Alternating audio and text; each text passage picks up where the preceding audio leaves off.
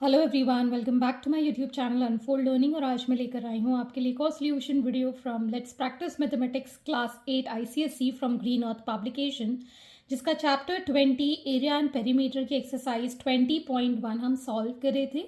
और इस एक्सरसाइज के क्वेश्चन नंबर 1 से लेकर क्वेश्चन नंबर 19 तक के सोल्यूशन मैं ऑलरेडी अपने चैनल पेज पर अपलोड कर चुकी हूँ। अगर आपने मिस कर दिया है तो please do have a look in the description box of this video, जहाँ पर मैंने प्लेलिस्ट बनाकर सारे सॉल्यूशंस प्रोवाइड किए हैं और बाकी चैप्टर्स भी आप वहाँ से जाकर देख सकते हैं। तो आइए स्टार्ट करते हैं क्वेश्चन नंबर 20 के साथ। Find the area of equilateral triangle whose altitude is 16√3 centimetre. तो इक्विलेटरल ट्रायंगल वो ट्रायंगल होता है जिसमें कि सारी साइड्स की जो लेंथ होती है वो इक्वल होती है। तो हम मान लेते हैं ये एक इक्विलेटरल ट्रायंगल है जिसमें सारी साइड्स की लेंथ है x, ठीक है। तो altitude of equilateral triangle formula होता है √3/2 इंटू द साइड हम x ले रहे हैं। एल्टीट्यूड कितना दिया हुआ है हमको 16√3 सेंटीमीटर, ठीक है। तो x की वैल्यू हम निकाल सकते हैं, इस 2 को इस साइड ले जाएंगे, 16 इंटू √3 इंटू 2 डिवाइडेड बाय √3। ये √3 से √3 कैंसिल, x की वैल्यू आ गई 32 centimetre. That is the length of the side of equilateral triangle. अब हमको एरिया निकालना है। So area of equilateral triangle is √3/4 side square, ठीक है। सो √3/4 इंटू 32 का स्क्वायर, जिसको हम लिख पाएंगे √3/4 इंटू 32 इंटू 32, 4 8 32, जिसको हम सॉल्व कर सकते हैं। √3 की वैल्यू हमें पता है, इट इज़ 1.73। आप चाहें तो डेसिमल में भी निकाल सकते हैं या फिर इसको सिंपली मल्टीप्लाई कर दें। 8 2 16, 1 कैरी, 8 3 24, 25, 256 √3 सेंटीमीटर स्क्वायर। इस तरीके से भी आप ये आंसर छोड़ सकते हैं। आप चाहें तो √3 की वैल्यू पुट करके इसका एरिया पूरी तरीके से डेसिमल में फाइंड कर सकते हैं। Moving on to the next question. Question number 21. Find the area of rhombus where diagonals are 12 centimeter and 16 centimeter. तो rhombus कुछ इस तरीके का होता है, ठीक है।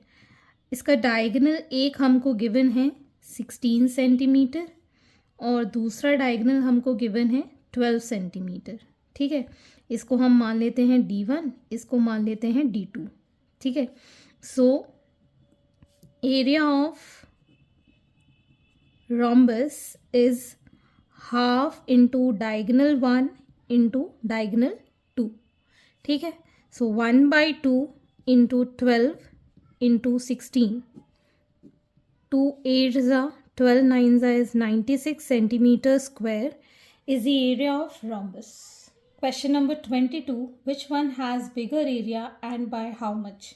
तो हमारे पास दो फिगर्स हैं, इसको हम मार्क कर लेते हैं A B C D, इसको मार्क कर लेते हैं P Q R S। This is a square and this is a rectangle, ठीक है। So area of rectangle A B C D, that will be length into width, which is 96 centimeter square, 12 8 is 96, and area of square PQRS, that is side into side, which is 100 centimeter square. तो आप कह सकते हैं that area of square PQRS is bigger than rectangle ABCD by 100 centimetre square से हम minus कर देंगे 96 centimetre square. So we get this as 4 centimetre square. इसका एरिया ज़्यादा है। Question number 23. The perimeter of a right angle triangle is 40 centimeter. If its hypotenuse is 17 centimeter, find its area. तो right angle triangle में हमारे पास hypotenuse given है, that is 17 centimetre. Base को हम B ले लेते हैं और परपेंडिकुलर को पी ले लेते हैं. Let B be the base and P be the perpendicular. ठीक, तो अगर हम यहाँ पर देखें पेरीमीटर क्या होता है, सम ऑफ ऑल द साइड मतलब P plus B plus H, जो कि हमको गिवन है 40 सेंटीमीटर, P प्लस B, और ये है हमारे पास 17 centimetre. So P plus B is equal to 40 minus 17 which is equal to 23. ठीक है, तो परपेंडिकुलर को हम लिख सकते हैं 23 माइनस द बेस. ठीक है, अब हम पाइथागोरस थ्योरम लगा के क्या लिख सकते हैं, that H square is equal to P square plus B square. H is 17, इसका square, P is 23 minus B का होल स्क्वायर प्लस बी का स्क्वायर. तो 17 का स्क्वायर हो गया 289 इज इक्वल टू 23 का square is 529 minus 46 B plus B square plus B square. ठीक है, तो ये आ गया हमारे पास 2b स्क्वायर माइनस 46 बी. इसको भी हम इसी साइड ले जाएंगे तो ये माइनस हो जाएगा. We'll get this as minus 240 is equal to 0. इसमें से हम 2 कॉमन ले सकते हैं, तो हमारे पास बचेगा B square minus 23b plus 120, यहाँ पर प्लस है, is equal to 0.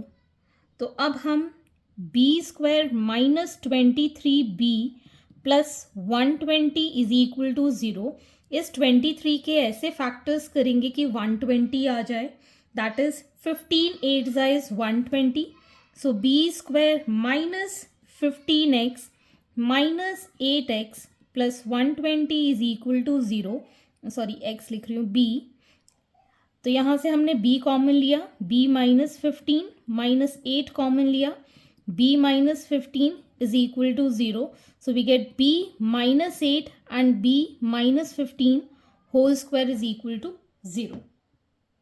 So we can say that b minus 8 is equal to 0. So b is equal to 8, या फिर हम b minus 15 is equal to 0 ले सकते हैं, तो b is equal to 15. तो हमारे पास दो कंडीशन है, या तो हम बेस 8 लेंगे तो हमारे पास perpendicular P will be 23 minus 8 which is 15 centimetre, और अगर हम बेस 15 लेंगे so 23 minus 15 that is 8 centimetre. तो आप कोई भी चीज़ ले सकते हैं, तो हम परपेंडिकुलर 15 और बेस 8 ले लेते हैं. सो area of triangle will be half base into height.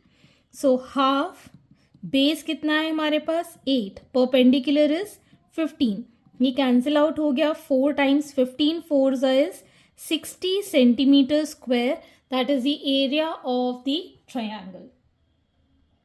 Question number 24. Find the area of regular hexagon if the area of equilateral triangle inside it is 24 centimetre square.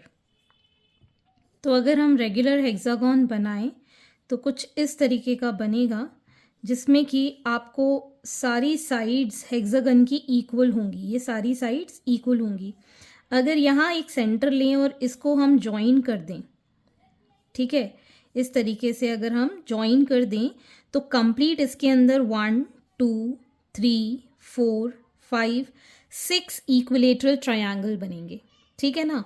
तो अगर हमें एक इक्विलेटरल ट्रायंगल का area पता है तो regular hexagon का हम कैसे निकालेंगे, एक से हम ये 6 इक्विलेटरल ट्रायंगल एक जैसे बनेंगे तो 6 से मल्टीप्लाई कर देंगे. सो area of regular hexagon is equal to 6 into area of equilateral triangle inside it. ठीक है, तो 6 into 24 centimeter square, which is 6 fours are 24 to 144 centimeter square is the area of regular hexagon. Question number 25. The diagram in the adjacent picture frame has outer dimension as 26 by 30 centimeter and the inner dimension as 18 by 22 centimeter. Find the area of each section of the frame if the width of each section is same. तो अगर हम देखें, ये outer वाला है 30, inner वाला है 22. इसको अगर हम सब्ट्रैक्ट करें तो कितना बचेगा? 8. तो ऊपर यहाँ पर 4 सेंटीमीटर होगा और ये भी कितना होगा? 4 सेंटीमीटर. सेम यहाँ पर 26 है और ये 18 है, तो 26 से 18 माइनस करेंगे तो हमारे पास बचेगा 8, जिसमें कि ये विड्थ हो जाएगी 4 सेंटीमीटर और ये विड्थ भी हो जाएगी 4 सेंटीमीटर. ठीक है, पहले तो हमने विड्थ डिटरमाइन कर ली. अब इसको हम इक्वल सेक्शन में एज अ ट्रेपीजियम डिवाइड कर देंगे.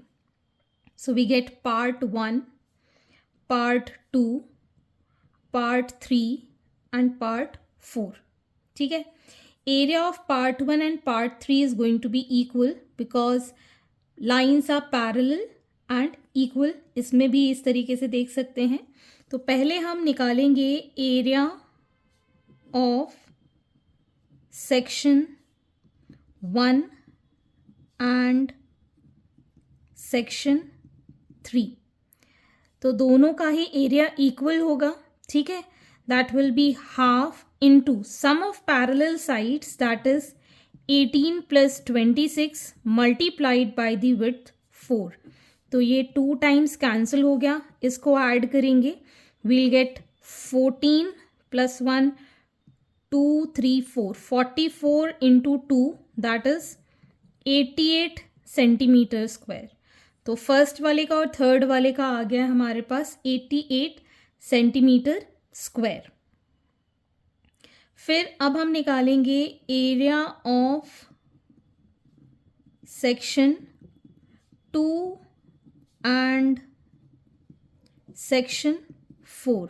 that will be half into 22 plus 30 into 4. ये 2 times cancel, so it will be 52 into 2 which is 104 centimeter square. so ये हमारे पास अलग अलग सेक्शन के एरिया हमने निकाल दिए इस फ्रेम के लिए.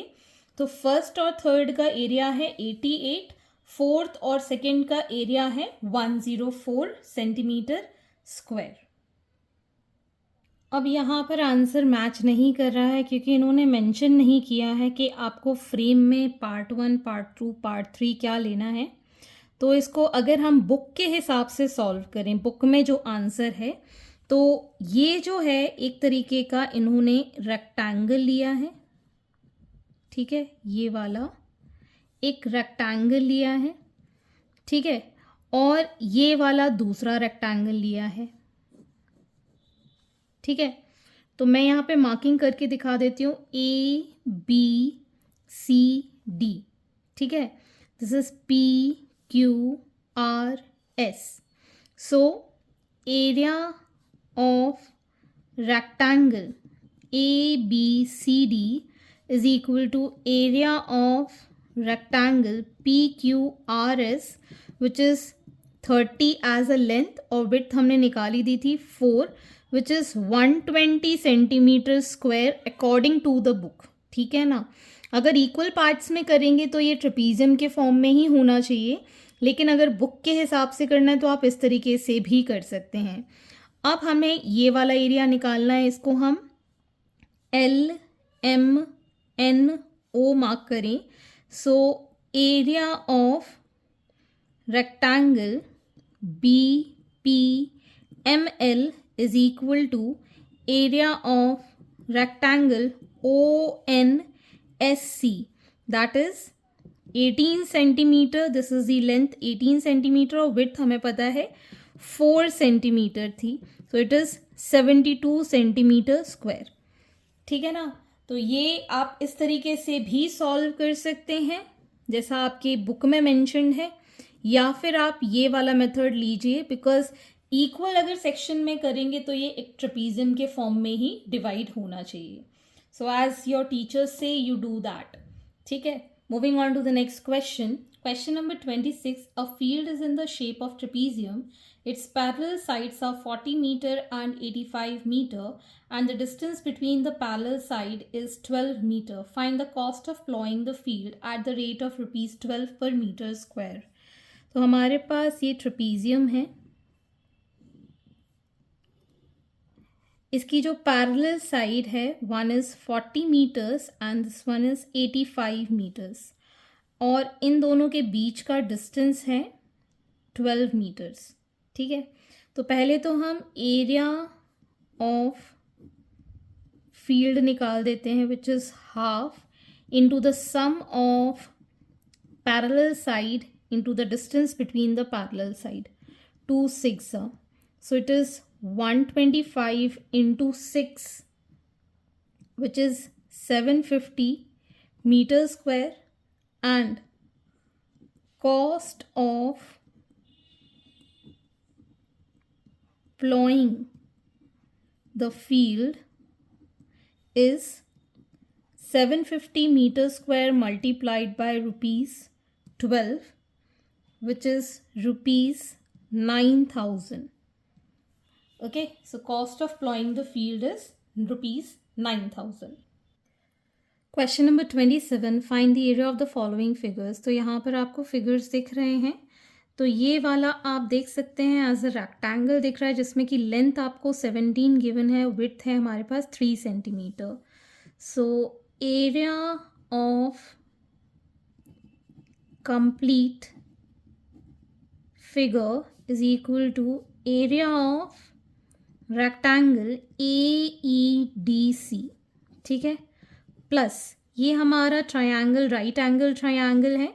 सो एरिया ऑफ ट्रायंगल ABC. तो एरिया ऑफ रेक्टेंगल हमें कितना मिलेगा? That is 17 into 3 plus half, base is 15 into height is 8. ये 4 times. So it is going to be 51 plus 60. That is 111 centimeter square as the area of complete figure.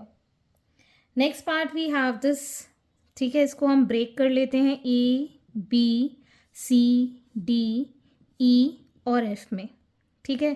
तो ये हमारा trapezium 1 और ये हमारा ट्रेपीजियम 2. ठीक. So area of figure is equal to area of trapezium ABCD plus area of trapezium CDEF. ठीक. So half sum of parallel side 8 plus 4, ये दोनों पैरेलल साइड हैं. हाइट है हमारे पास 5 plus 1/2, 4 plus 2 sum of parallel side, और height है हमारे पास 5. So this will give 1/2 into 12 into 5, 1/2 into 6 into 5. 2 6 are 2 3s are 6 5s is 30, 5 3s is 15. So it is 45 centimeters square as the area. Next part we have this figure with radius 10 centimeter, 10 centimeter, 10 centimeter. This is an equilateral triangle. और angle हमको पता है 60 degree. हमको ये वाला area find करना है which is called the area of segment. ठीक है. तो area of segment will be equal to जो भी आपका एरिया है that is pi r square theta by 360 degree. इससे हम माइनस कर देंगे इस ट्रायंगल को. ठीक है. ट्रायंगल कौन सा है? इक्विलेटरल है. तो √3/4 इंटू साइड का स्क्वायर. ठीक है. वही आपका रेडियस हो जाता है इनडायरेक्टली. ठीक है ना. तो यहाँ पर आ जाएगा ये 22/7 पाई, r इज़ 10, रेडियस जो है that is 10, multiplied by theta is 60 divided by 360 degree minus √3/4 into side 10 का स्क्वायर. ठीक है, ये 0 से ये 0 cancel. So we get here 22/7 into 100, 6 ठीक है, ये हो गया divided by 6 minus √3/4 into 100. 4 2s 4 5s 2 3s 2 11s. Overall अगर हम देखें सो इट इज़ 1100/21 माइनस 25√3. ठीक, अगर आप इसको बुक से मैच करना चाहते हैं तो √3 की वैल्यू हम सब्स्टिट्यूट कर देते हैं और इसको डिवाइड कर देते हैं.